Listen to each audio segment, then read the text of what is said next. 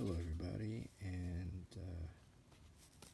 what I'm showing you here is The Thing, issue 14 by James Franco.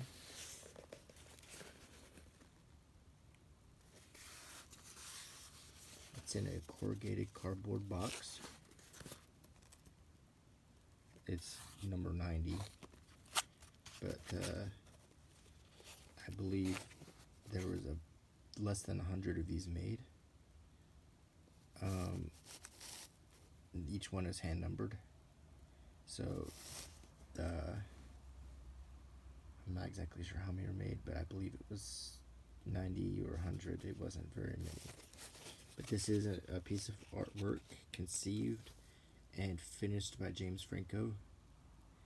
And as we open it and talk about it, I'll explain what it's about, why he made it, why I bought it, why and what I think about it after analyzing it, and what I'll do with it. Okay, so in this box, let's open it. First off, I want to talk a little bit about the Thing Quarterly. The Thing Quarterly is sort of like a loot crate for art, where often artists or famous people will create a very limited run of items that you can purchase, like a loot crate, and you could build your art collection with some noteworthy artists. It's an opportunity for you to build an art collection with some small pieces. And if you subscribe to the Thing Quarterly, you've got 4 pieces a year that you can acquire. So it's treated like a magazine, and each work of art is called an issue. So as we see, these are all the people involved in this particular work. The poster credits, and there's 2 pieces in this box. There's a poster, and then there's the artwork. The poster credits is called Brad Forever 2011. There's a tattooer who's featured in the poster, and there's the people who conceived the idea. It says, "The Thing Quarterly is a periodical in the form of an object. It's like a magazine, except that each issue is conceived of by a different contributor and then published on a useful object." And that's another interesting thing about the Thing Quarterly, is generally the artworks or the objects are something that you could actually use. So, and as you will see, this object is something that you could use if you so desired. About this issue, the text on the mirror is handwritten by James Franco in lipstick. It will smear. Be careful in handling it. So, yes, that's correct. This artwork is partially made out of lipstick. So, this cannot be overheated or kept in a hot house or handled too much forever. As long as I want to keep this pristine, this has to be in a cool, dry place. So, as I said, there are 2 objects in here. The first object is a poster. It's a long fold-out poster, and it has first a picture of Brad Renfro. And you will recall Brad Renfro was an actor a few years ago who died tragically at a young age. And the next picture is James Franco, and he is contemplating his friendship with Brad Renfro after having tattooed Brad on his arm with this knife. Now, the knife was the other part of this art project that James Franco issued. I didn't buy the knife, but he designed a limited number of switchblade knives to commemorate Brad Renfro, and he tattooed his arm with one of them, and there is a picture of that.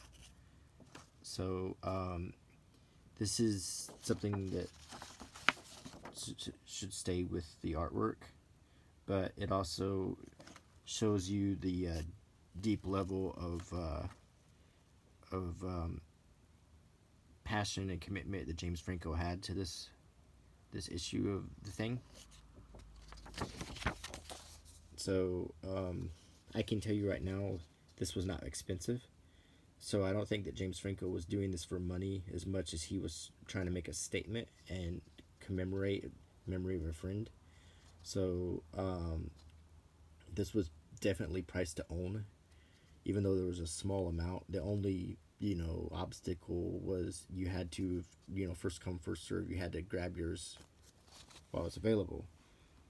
Me being a James Franco fan, I was excited at the prospect of owning a piece of artwork created by James Franco, so I did get one before they were off the market, and they were off the market fairly quickly.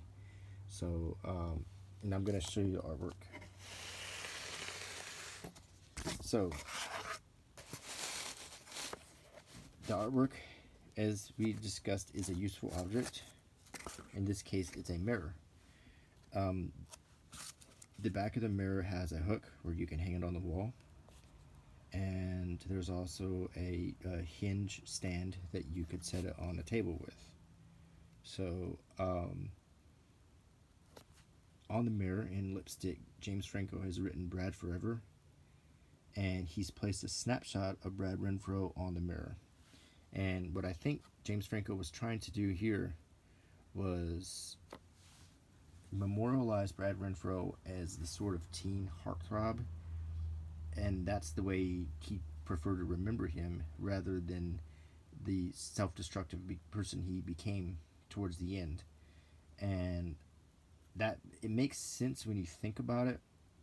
It's an interest, and that approach is interesting, and it makes this artwork very personal. So, in my opinion, this is a very personal piece of artwork.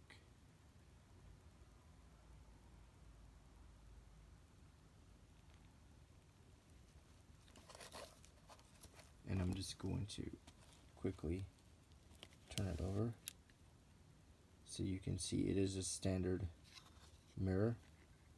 And on the back it says The Thing, issue 14, James Franco.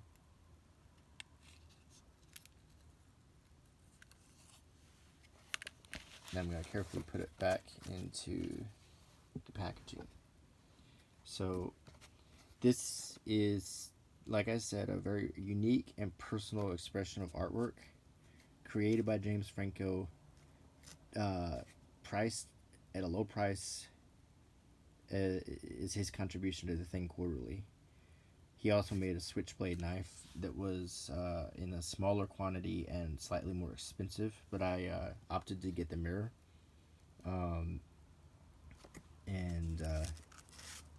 So this was, I wanted to own a piece of artwork by James Franco, and this was the more affordable one.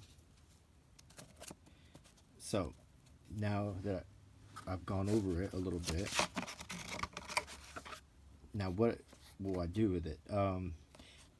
Number one, a piece like this is difficult to display for obvious reasons. First and foremost, it's made of a very, very delicate medium, in this case lipstick. So if I were to display it on the wall or on a shelf, number one, it would get dusty, and as that dust clung to the lipstick, it would be very difficult to clean this without smearing the design. So in this case, I think this piece is relegated for life inside this box. Second of all, this is a personal expression created by somebody else and provided to art collectors, but it is an intimate personal expression that, in my opinion, I would feel disingenuous displaying something like this. So I keep it in my shelf in the box. Will I ever sell it? Probably not, because I don't I kind of like owning it. Uh, it's unique. It's a conversation piece if we're discussing James Franco and his style of art. That and I can take this out and show it to illustrate a point about the kind of artwork James Franco likes to create. If you know much about him, you'll know that a lot of his artwork is very eclectic, very interesting, very expressive. He uses a number of different mediums, and he tries to create an emotion or a mood in very atypical ways. Um, so this is definitely something that I like and appreciate, but I'm gonna keep in the box. The poster as well. The poster goes with it. There was also a video when I purchased it that I could watch, and in the video you watch James Franco creating every single one of these pieces. So he did in fact do all of these in one day. Um, so to close, this is something interesting. This is something uh, unique.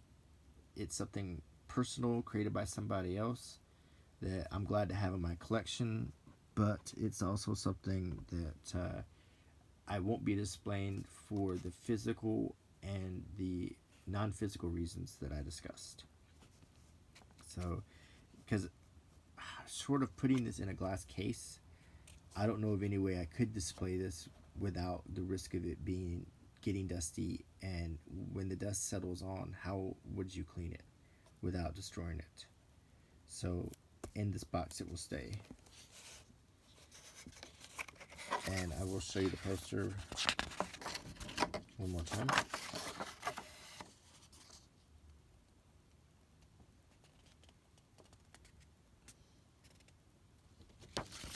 Interesting stuff. Short video, but I hope you enjoyed it.